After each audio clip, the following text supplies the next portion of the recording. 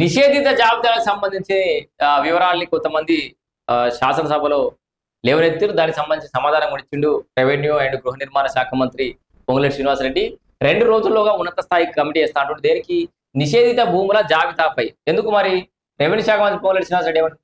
Registration act లోని section 22A ప్రకారం నిషేధిత భూముల జాబితాలో పెట్టిన భూముల సమస్యలపై 2 రోజుల్లో ఉన్నత స్థాయి కమిటీ వేస్తామని రెవెన్యూ శాఖ మంత్రి పొంగులేటి శ్రీనివాసరెడ్డి ప్రకటించారు. ఎందుకంటే నిషేధిత జాబితాలో కొంతమంది తెలియకుండా పాపం పేదోళ్ళ భూములు, ఇండ్లు అవన్నీ కూడా నిషేధ జాబితాలకు పోయినాయి. వాళ్ళు అమ్ముకోలేరు, కొనుక్కోలేరు, చాలా ఇబ్బందులు పడుతున్నారు.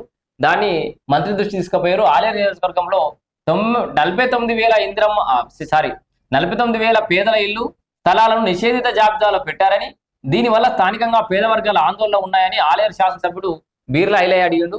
సో శాసనసభలో గుర్తు చేసిండు ఈ సమస్య పరిష్కారానికి ఉన్నత స్థాయి కమిటీ వేసి నివేదిక తెప్పించుకొని కేబినెట్ లో చర్చించి నిర్ణయం వెలువరిస్తామని మంత్రి పొంగులేటి వెల్లడించాడు.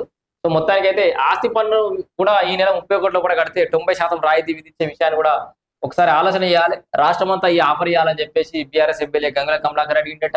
అట్లాగే మజ్లిస్ ఎమ్మెల్యే అహ్మద్ బిన్ బలాల ప్రభుత్వానికి కోరిండట.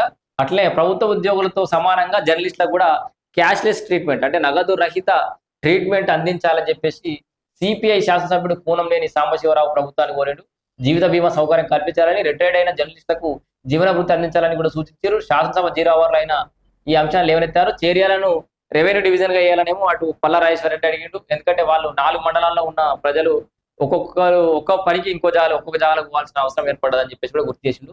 ఎల్పిజి కొరతను కూడా తీర్చాలని కొంతమంది అడిగారు. మొత్తానికైతే ఈ ఉన్నత స్థాయి 2 రోజులలో ఒక ఉన్నత స్థాయి కమిటీ వేసి నిషేధిత జాబితాలకు భూములకు సంబంధించి, ఇండ్లకు సంబంధించిన వివరాలు తెప్పించుకొని అప్పుడు దాని మీద మేము నిర్ణయాన్ని వెలువరిస్తాం, కేబినెట్ లో చర్చిస్తామని చెప్పేసి పొంగులేటి శ్రీనివాసరెడ్డి తెలిపారు.